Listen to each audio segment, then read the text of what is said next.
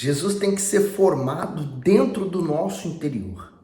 É o que precisa acontecer. E até lá, aqueles nossos líderes que tanto cuidam de nós, sentem dores de parto. Foi o que Paulo falou, né? Ele falou que sentia dor de parto por aquelas pessoas por quem ele cuidava, até Cristo ser formado no interior dela. Enquanto uma pessoa não for cheia do Espírito Santo, então ela necessita de cuidados especiais. É como se fosse uma UTI. Até ela sair da UTI, estar livre, ela precisa buscar o Espírito Santo. Ela é instável. Bom, hoje nós vamos ler Isaías capítulo 6. Se você tem sua Bíblia, prepare. Ou se não, você pode ler aqui junto comigo, tá bom? Vamos pedir antes de tudo a direção do nosso Deus. Senhor Jesus, uma vez mais nós paramos tudo para poder meditar na Tua Palavra, porque queremos e precisamos ouvir a Tua voz. Fala conosco. Amém. Versículo 1 do capítulo 6 de Isaías. No ano em que morreu o rei Uzias, eu vi também ao Senhor assentado sobre um alto e sublime trono, e a cauda do seu manto enchia o templo. O comentário diz: eu vi o Senhor. Essa visão de Isaías aconteceu logo após a morte do rei Uzias, que foi acometido por lepra. Com essa revelação, o Altíssimo atribuiu honra ao profeta comissionado e lhe mostrou a importância da sua missão. A visão era tão magnífica que deixou Isaías impressionado com tamanha glória. Nessa e em outras citações bíblicas, Deus é descrito como um rei assentado em seu trono. Está em Jeremias 17:12, Ezequiel 43:7, e ao mesmo tempo em que o Senhor está assentado sobre um alto e sublime trono, ele também se encontrava no templo em Jerusalém. Desse modo, o profeta viu o soberano envolto em um manto que enchia todo o santuário. Compreendemos que o Todo-Poderoso se manifestou a Isaías por meio do seu filho, pois no Novo Testamento João cita que o profeta havia visto a glória do Senhor Jesus. Vamos conferir? João 12:41 diz: Isaías disse isto quando viu a sua glória e falou dele.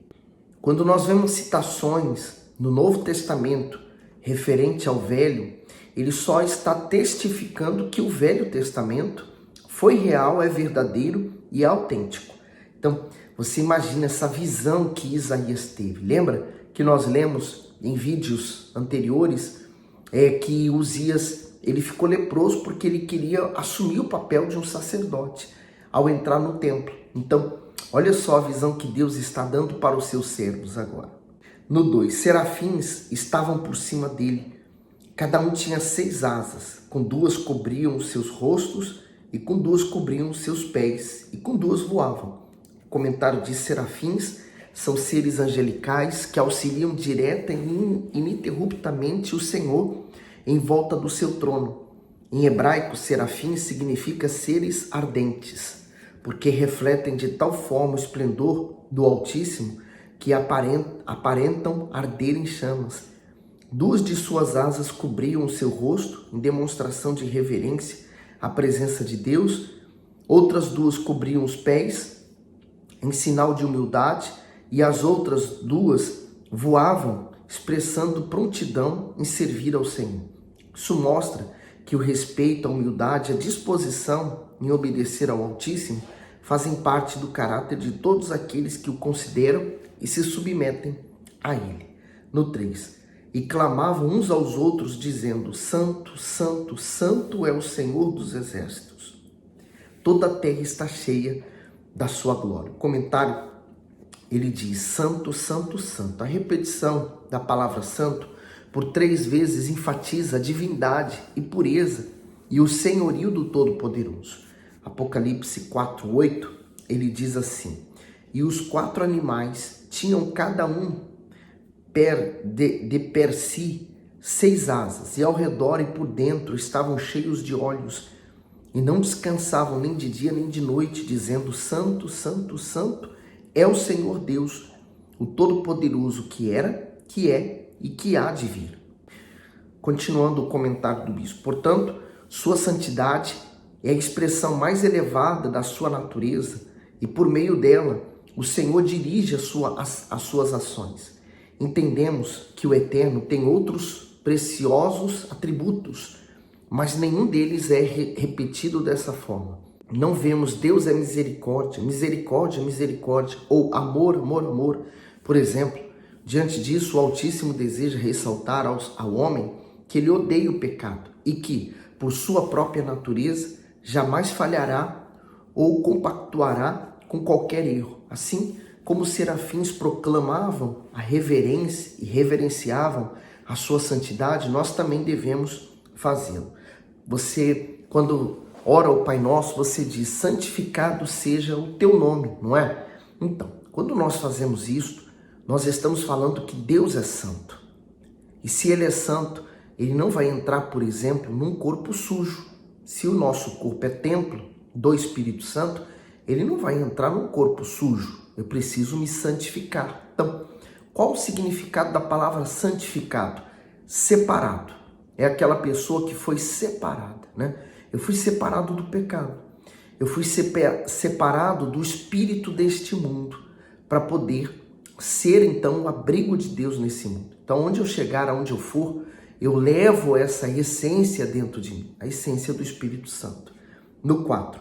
E os umbrais das portas se moveram à voz do que clamava, e a casa se encheu de fumaça. Então disse eu, ai de mim, pois estou perdido, porque sou um homem de lábios impuros e habito no meio de um povo de impuros lábios. Os meus olhos viram o Rei, o Senhor dos Exércitos. Comentário do 5. Ai de mim, pois estou perdido diante da grandiosa revelação da santidade do Senhor. Isaías viu a própria indignidade. Por meio do profeta, Deus repreenderia o povo ao usar a boca de Isaías para dizer, ai de vocês. Antes disso, porém, o Altíssimo mostrou a insignificância dele, por isso o profeta exclamou, ai de mim. Isaías reconheceu que necessitava da misericórdia divina, pois como as demais pessoas, ao mostrar a imperfeição humana do servo, o Todo-Poderoso visa preveni-lo contra o orgulho e a arrogância. Diante disso, cada pessoa deve enxergar sua própria indignidade e perceber que há uma distância insuperável entre nós e o Altíssimo. Essa desigualdade de natureza só pode ser plenamente compensada pelo sacrifício de Jesus, o Messias. Ele nos reconciliou e nos aproximou de Deus, o Deus Pai, fazendo com que a santidade do Senhor desça até nós. Porém, mesmo tendo acesso ao Altíssimo, devemos conservar o temor e o tremor a Ele. Filipenses, capítulo 2, do 12 ao 13, diz, de sorte que, meus amados, assim como sempre obedeceste, não só na minha presença, mas muito mais agora na minha ausência, assim também operai a vossa salvação com temor e tremor, porque Deus é o que opera em vós, tanto o querer como o efetuar, segundo a sua boa vontade. Lendo esse comentário e o versículo 5, eu lembrei do meu encontro com Deus, que é exatamente a mesma coisa que aconteceu com ele, né? Eu lembro que eu estava diante do altar buscando a Deus e eu já vinha, né, de vários dias que eu estava buscando a Deus e foi feito um propósito na igreja na altura. Nós pegamos uma t-shirt branca e nela nós deveríamos escrever tudo que a gente encontrasse dentro de nós de mal, que queríamos rasgar da nossa vida, né?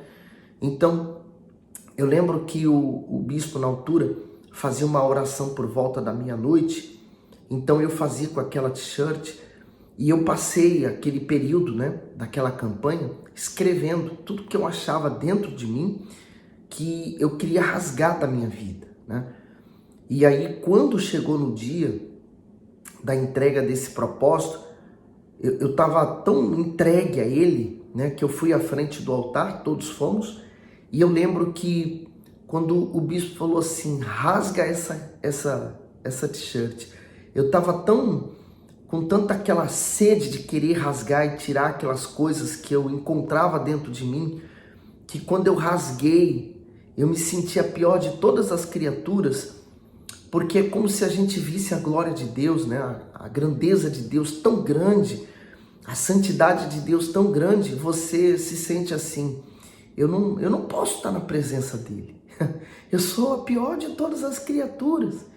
E aí naquela hora eu rasguei e Deus veio sobre mim de uma forma tão grandiosa. Eu me senti a pessoa mais feliz do mundo.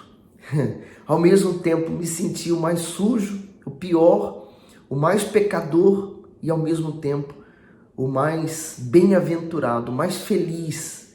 Porque naquele dia a minha vontade era abraçar as pessoas e falar: Jesus existe. Porque até então eu tinha informações de Jesus, mas naquele dia eu tive um real encontro com ele. Então, enquanto você não tiver esse encontro com Jesus, você vai estar cheio de informações, mas você não vai conhecer ele, né? Quem conhece Jesus tem a vida mudada. No 6, porém, um dos serafins voou para mim, trazendo na sua mão uma brasa viva que tirara do altar com uma tenaz. E com a brasa tocou a minha boca e disse: eis que isso tocou os teus lábios, e a tua iniquidade foi tirada, e expiado o teu pecado. Então, veja que ele falou que se sentia um pecador, e Deus não negou, de fato era, mas ele mandou uma brasa do altar à boca dele, quer dizer, tanto para purificar, como também para usar a boca dele mais tarde. No 8, depois disso ouvi a voz do Senhor que dizia: a quem enviarei?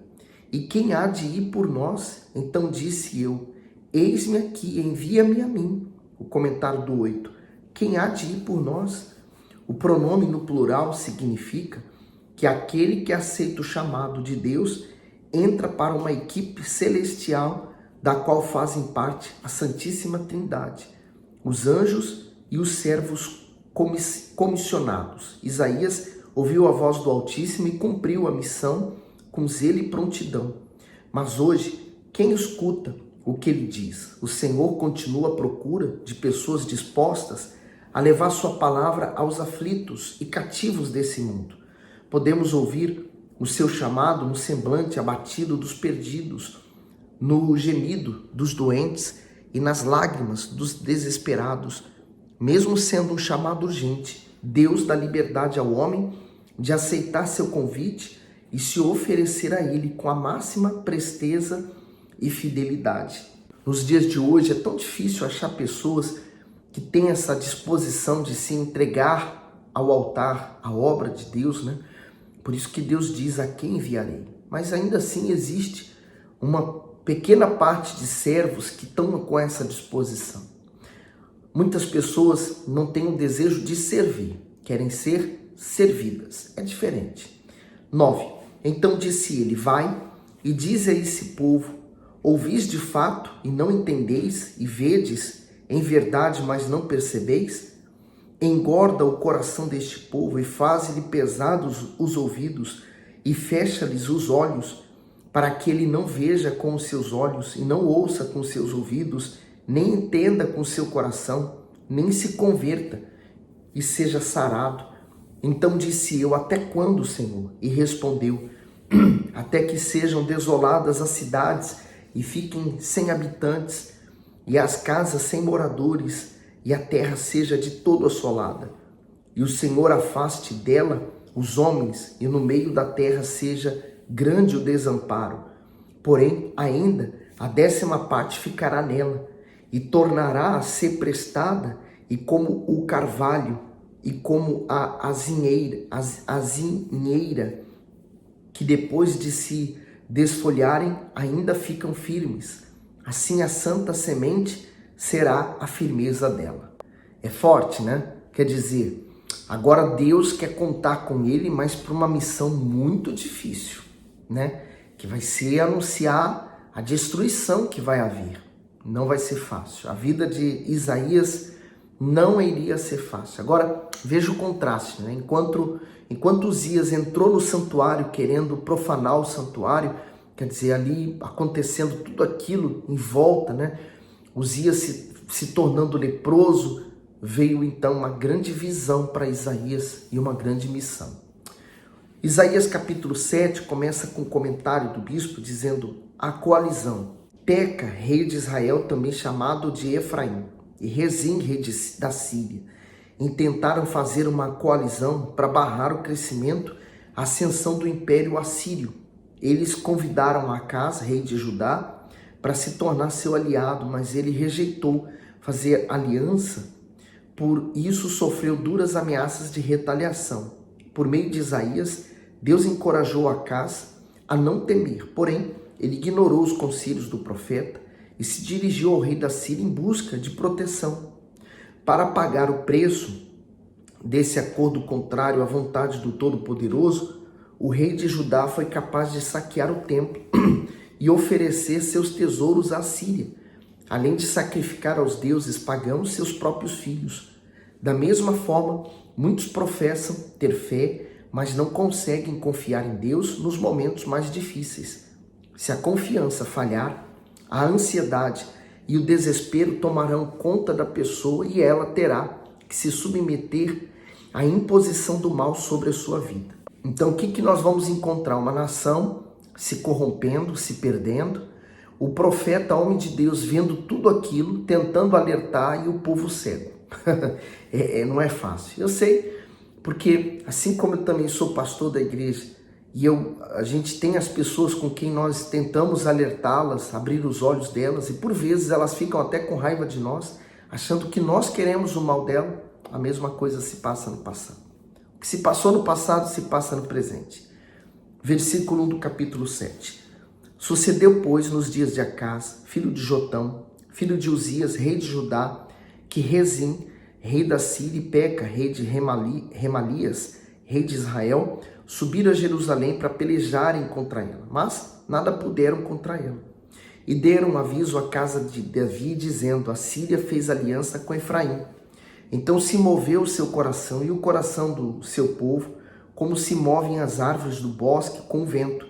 Então disse o Senhor a Isaías: agora tu e teu filho, Sear-Jesub, sai ao encontro de Acaz ao fim do canal do tanque superior, no caminho do campo do lavandeiro, e dize-lhe: acautelai-te e aquieta-te, não temas, nem se desanime o teu coração por causa destes 2 pedaços de tições fumegantes, por causa do ardor da ira de Rezim e da Síria e do filho de Remalias, porquanto a Síria teve contra ti maligno conselho contra Efraim e com os filhos de Remalias, dizendo: vamos subir contra Judá e molestamo-lo e repartamo-lo entre nós e façamos reinar no meio deles o filho de Tabeal. Assim diz o Senhor Deus: isso não subsistirá, nem tampouco acontecerá. Porém a cabeça da Síria será Damasco, e a cabeça de Damasco Rezim. E dentro de 65 anos Efraim será quebrantado e deixará de ser povo. Entretanto, a cabeça de Efraim será Samaria, cabeça de Samaria, filho de Remalias. E não o credes, certamente não haveis de permanecer. E continuou o Senhor a falar com Acaz, dizendo: pede para ti ao Senhor teu Deus um sinal, pede-o embaixo nas profundezas ou em cima nas alturas. Acaz, porém, disse: não pedirei, nem tentarei o Senhor. Então quer dizer, ele tinha tudo para arrebentar, ele tinha tudo para ser guardado por Deus, porque o profeta estava ali representando a Deus, mas ele se negou. Olha lá o 13. Então ele disse: ouvi agora, ó casa de Davi, pouco vos é afadigardes os homens, senão que também afadigareis ao meu Deus? Portanto, o mesmo Senhor vos dará o sinal. Eis que a virgem conceberá e dará à luz um filho, e chamará o seu nome Emanuel. O comentário diz: Emanuel significa Deus conosco, e se refere ao Deus Filho. Isaías profetizou com exatidão mais de 700 anos antes o mais grandioso evento do universo, o nascimento do Senhor Jesus. Normalmente são os pais que escolhem o nome da criança, e assim aconteceu com o Filho unigênito de Deus, que recebeu o nome e os títulos do próprio Senhor. Deus conosco significa a natureza da manifestação divina, pois sendo também Deus, Jesus se humilhou e se vestiu de carne e osso para se unir aos homens. Todo o processo da concepção e do nascimento se deu por obra exclusiva do Espírito Santo. Vamos conferir Mateus 1, 18 ao 23. Ora, o nascimento de Jesus Cristo foi assim, que estando Maria, sua mãe, desposada com José, casada, quer dizer, antes de se juntarem, achou-se ter concebido do Espírito Santo. Então José, seu marido, sendo justo, e a não queria infamar, intentou deixá-la secretamente. E pensando ele nisso, eis que em sonho lhe apareceu um anjo do Senhor, dizendo: José, filho de Davi, não temas receber a Maria, tua mulher, porque o que nela está gerado é do Espírito Santo. E dará à luz um filho e chamará seu nome Jesus, porque ele salvará o seu povo dos seus pecados. E tudo isso aconteceu para que se cumprisse o que foi dito da parte do Senhor pelo profeta, dizendo: Eis que a virgem conceberá e dará à luz um filho, e chamarão seu nome Emanuel, que traduzido é Deus conosco. Uma vez mais, nós vemos o Novo Testamento fazendo luz ao Velho. Por isso que há pessoas que falam assim: não, agora é só o Evangelho, só o Novo Testamento. Não, nada disso. O Novo Testamento, ele dá todo o sentido ao Velho. Aqui a gente está tendo um entendimento claro das duas coisas, né? No 15, manteiga e mel comerá, quando ele souber rejeitar o mal e escolher o bem. Na verdade, antes que este menino saiba rejeitar o mal e escolher o bem, a terra de que te enfadas será desamparada dos seus 2 reis. Porém o Senhor fará vir sobre ti e sobre o teu povo e sobre a casa de teu pai, pelo rei da Síria, dias tais, quais nunca vieram, desde o dia em que Efraim se separou de Judá. Porque há de acontecer que naquele dia assobiará o Senhor as moscas que há no extremo dos rios do Egito e as abelhas que estão na terra da Síria. E todas elas virão e pousarão nos vales desertos e nas fendas das rochas e em todos os espinheiros e em todos os arbustos. Naquele mesmo dia raspará o Senhor com uma navalha alugada que está além do rio, isto é, com o rei da Síria, a cabeça e os cabelos dos pés, até a barba totalmente tirará. E sucederá naquele dia que um homem criará uma novilha e 2 ovelhas. E acontecerá que por causa da abundância do leite que elas hão de dar, comerá manteiga, e a manteiga e mel comerá todo aquele que restar no meio da terra. Sucederá também naquele dia que todo lugar em que houver 1000 vides, do valor de 1000 siclos de prata, será para as sarças e para os espinheiros. Com arco e flecha se entrará ali, porque toda a terra será sarça e espinheiros. E quanto a todos os montes que costumavam cavar com enxadas para ali, não irás, por causa do temor das sarças e do espinheiro, porém servirão para se mandarem para lá os bois e para serem pisados pelas ovelhas. A desobediência traz uma dura consequência, mas a obediência traz a proteção de Deus. Por isso que ele fala: propõe a você a vida ou morte. Escolha, pois, a vida para que viva, né? Por isso que Jesus, ele se identifica sendo o caminho, a verdade e a vida. Quem está no caminho certo, ele recebe vida. Mas quem procura o caminho desse mundo, está escolhendo a vida errada, o caminho da morte. A escolha é sempre sua e é você quem decide, tá bom? Que Deus abençoe você, dá o seu gosto, põe nos comentários e não deixe de mandar esse vídeo para alguém que você conhece, para que ela venha ler a Bíblia junto conosco, tá bom? Fique bem.